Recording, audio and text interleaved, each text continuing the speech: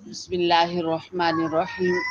آج کے سبق میں نبی صلی اللہ علیہ وسلم کی حدیث ہے کہ لیس بالمؤمن الذی یبیت شبعانا وجارہ جائع الی جنبہ، کہ تم میں سے کوئی بندہ اس وقت تک مومن نہیں ہو سکتا کہ وہ اس حال میں رات گزارے کہ اس کا اپنا پیٹ تو بھرا ہو پر اس کے پڑوس میں کوئی بندہ بھوکا ہو۔ یعنی انسان صرف اپنی فکر کرے، اسے نہ پتا ہو کہ ساتھ والے گھر میں کیا ہو رہا ہے۔ کہتے ہیں کہ ایک بچہ بہت لائق فائق تھا اور تھا بھی مالدار گھرانے کا۔ اس کا والد بہت بڑا تاجر تھا۔ اس بچے کو یہ نہیں پتا تھا کہ غریب لوگ کیسی زندگی گزارتے ہیں۔ ایک دن وہ گھر سے باہر نکلا کھیلنے کے لیے، تو اس کا پیچھا ایک کتے نے کیا نا، اور کتا اس کے پیچھے بھاگ رہا، وہ لڑکا آگے بھاگ رہا۔ اس نے اپنی جان بچانے کے لیے ایک جگہ بہت لمبی چھلانگ لگا دی، پر وہ گر گیا، لڑکا گر گیا اور وہ زخمی ہو گیا، بے ہوش بھی ہو گیا۔ کہتے ہیں جب اس نے اپنی آنکھ کھولی تو اس نے اپنے قریب ایک بزرگ اماں کو اور ایک بچے کو اس کی مرہم پٹی کرتے ہوئے پایا، کیونکہ اسی اماں نے اور اس بچے نے اس لڑکے کو کتے کے چنگل سے بچایا تھا نا، کتا جو اس کے پیچھے پڑ گیا تھا۔ تو اس لڑکے نے نا، جب انہوں نے مرہم پٹی کر لی تو اس نے ان کا بہت شکریہ ادا کیا۔ پھر ان کا گھر دیکھا تو بہت زیادہ غربت ٹپک رہی تھی، یعنی بہت خستہ حال پرانا سا گھر تھا، پرانی سی چیزیں تھی۔ ان لوگوں نے اصرار کیا کہ اب کھانے کا وقت ہے، کھا کر جاؤ۔ تو اس نے جو ہی ایک نوالا لگایا تو اس کے تو گلے سے نہیں جا رہا تھا، اتنا سادہ کھانا تھا۔ خیر وہ لڑکا اپنے گھر آیا اور پھر اس نے بڑے اچھے اچھے کھانے بنوائے اپنی ماما سے، اور وہ بچہ لے کر چلا گیا اسی گھر میں نا، ان لوگوں کے ساتھ پھر اس نے بیٹھ کے کھانا کھایا۔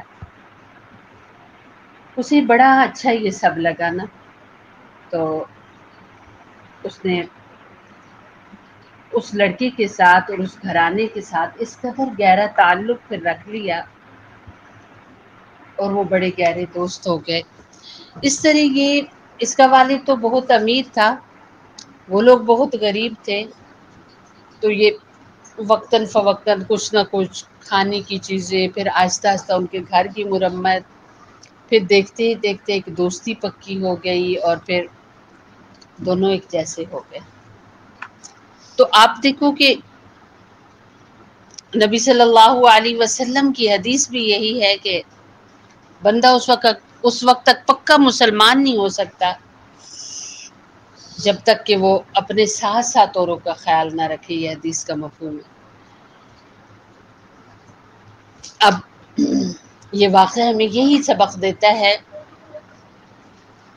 کہ اگر آپ کے حالات اچھے ہوں، اب جیسے آگے عید آ رہی ہے، آپ کے حالات بہت اچھے ہیں، آپ کے بہت اچھے کپڑے ہیں، جوتے ہیں، آپ کے پاس اور بھی چیزیں ہیں، کھلونے ہیں، بجائے اس کی کہ آپ بہت سارے اور پھر خرید لیں، کیا پتہ آگے زندگی میں پہننا نصیب بھی ہو یا نہیں۔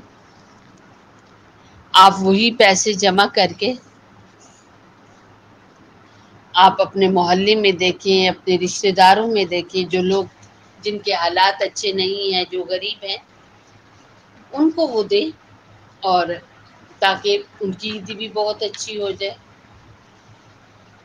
اور اسی طریقے سے جیسے کہ بقرعید ہے، آنے والی ہے، بڑی عید آنے والی ہے، تو بجائے اس کے کہ سارا گوشت فریجوں میں بھر کے رکھ لیں، بس تھوڑا بہت جو استعمال کرنا ہے وہ رکھیں۔ ماما سے کہیں کہ لڑکے کے ہماری فلاں سہیلی انہوں نے قربانی نہیں کی، لڑکے کے ہمارے فلاں دوست ہیں انہوں نے قربانی نہیں کی، ہمیں تھوڑا تھوڑا ان کو گوشت دینا ہے. تو آپ دیکھو ایک دن وہ گوشت کھائیں گے، اچھا کھانا بنا کے کھائیں گے تو کتنا آپ کو ثواب ملے گا. اور آپ گارنٹی ہے کہ یعنی پکے آپ مسلمان ہوں گے جب آپ اپنے ساتھ ساتھ اوروں کا بھی خیال رکھو گے. اپنا تو سبھی رکھتے ہیں، اپنا خیال اپنے کھانے کا، اپنے کپڑوں کا، اپنے رہن سہن کا. اچھا انسان وہ ہے جو اپنے ساتھ ساتھ دوسروں کا بھی خیال رکھے ہر چیز میں.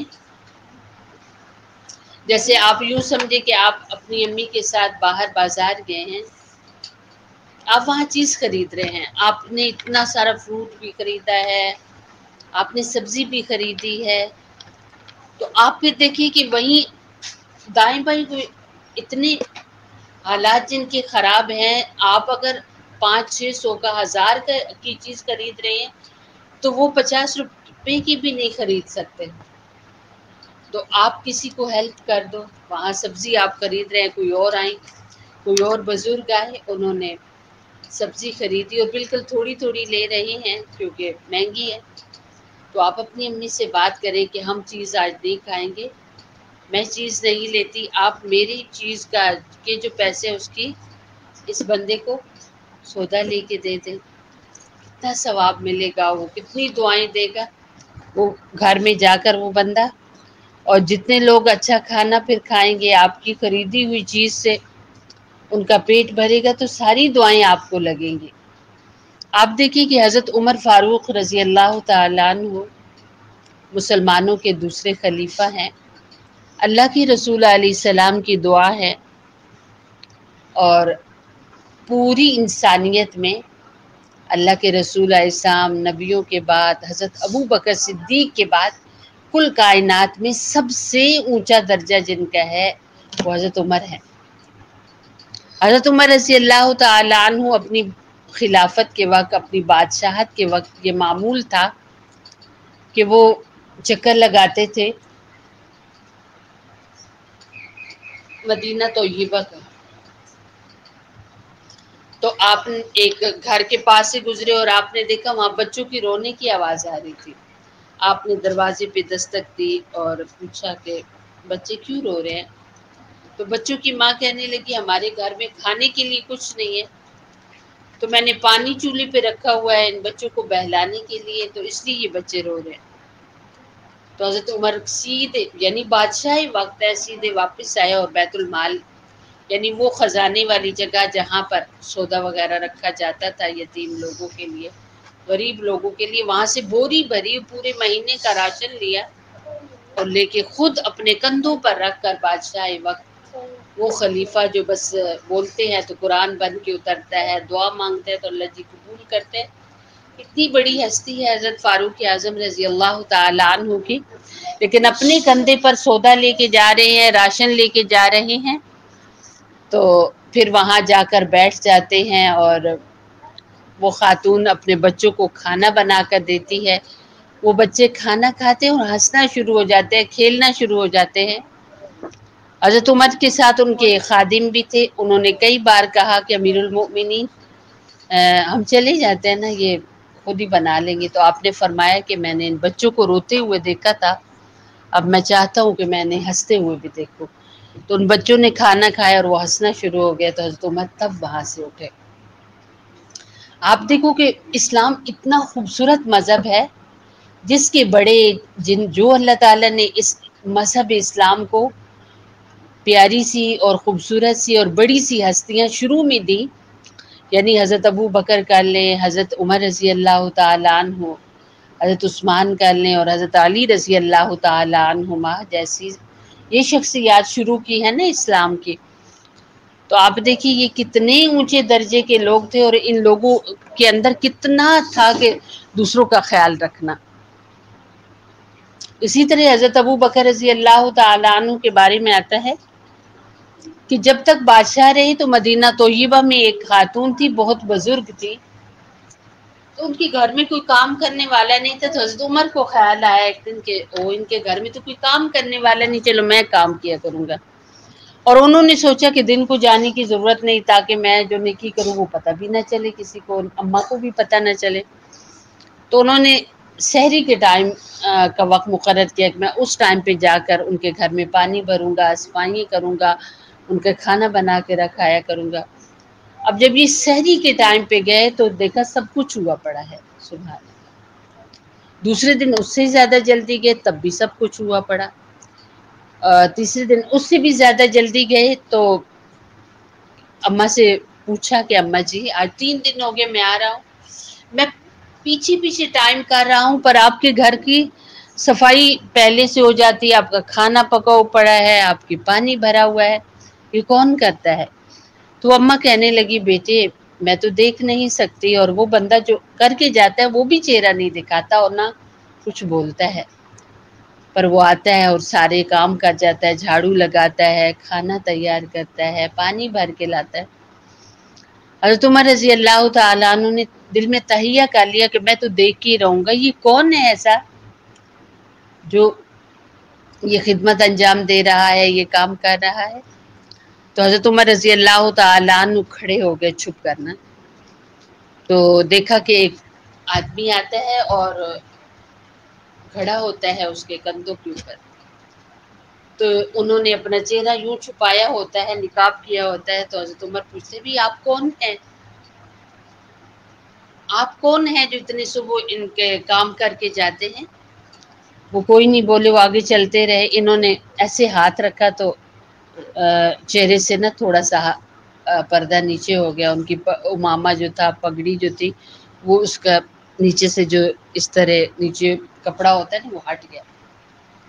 تو حضرت عمر تو ادب کی وجہ سے پیچھے ہو کے کھڑے ہو گئے، فرمانے لگے میرے ماں باپ آپ پر قربان جائیں، میرا دل کہتا تھا کہ یہ کام کوئی اور نہیں آپ ہی کر سکتے ہیں، اور وہ حضرت ابو بکر رضی اللہ تعالیٰ عنہ تھے۔ آپ دیکھو اگر مدینہ میں کسی کا کوئی کام کرنے والا نہیں تھا تو بادشاہ وقت، خلیفہ وقت کر رہے ہیں۔ کسی کے گھر میں اگر راشن اور سودا پہنچانا تھا تو وہ وقت کے بادشاہ کر رہے ہیں۔ اسلام کو ایسے اللہ پاک نے ہیرو عطا کیے ہیں، تو اس لیے آپ لوگ بھی سارے الحمدللہ مذہب اسلام سے جڑے ہوئے مسلمان ہیں، اور مسلمان گھرانوں سے آپ کا تعلق ہے، تو ہر بچہ اپنے اندر یہی والی خوبی پیدا کرے کہ میں نے ضرور ہیلپ کرنی ہے، چاہے میں کسی کو جانتی ہوں یا نہیں، میں کسی کو جانتا ہوں یا نہیں، پر جن کے حالات ٹھیک نہیں کچھ نہ کچھ ان کو دینا ہے۔ اللہ تعالیٰ قرآن میں فرماتے ہیں نا، یہ ہے تو آیت قربانی کے حوالے سے کہ لوگ بڑے بڑے جانور یا کئی جانور ذبح کریں، اللہ پاک کو گوشت خون نہیں پہنچتا، بلکہ اللہ تعالیٰ کو تمہارے دلوں کا تقویٰ پہنچتا ہے، یعنی تم کتنے دل سے یہ کام کر رہے ہو۔ ضروری نہیں کہ آپ کے پاس 100,000 روپے ہی ہو، آپ کے پاس بہت ہی خوبصورت قسم کا کپڑے ہوں یا جوتے ہوں، نہیں، جتنی آپ کی حیثیت ہے، جتنے پیسے آپ کے پاس ہیں، آپ اس میں سے تھوڑے سے اپنے بے شک رشتہ دار ہوں، اپنے جاننے والے ہوں، آپ کے محلے کے لوگ ہوں، آپ ضرور ان کا حصہ نکالیں، اور انشاءاللہ اس سے آپ لوگوں کو بہت خوشی بھی ملے گی اور ثواب بھی ملے گا۔ اور نبی صلی اللہ علیہ وسلم نے جو فرمایا ہے کہ مومن وہ ہو ہی نہیں سکتا کہ جس کے پڑوسی بھوکے رہے اور وہ خود کھا پی لے، تو انشاءاللہ پھر پکے مومن بنیں گے جب یہ والا عمل کریں گے۔ تو اللہ اور اللہ کے رسول اسلام سے جڑنے کے لیے کون سی دعا ہے؟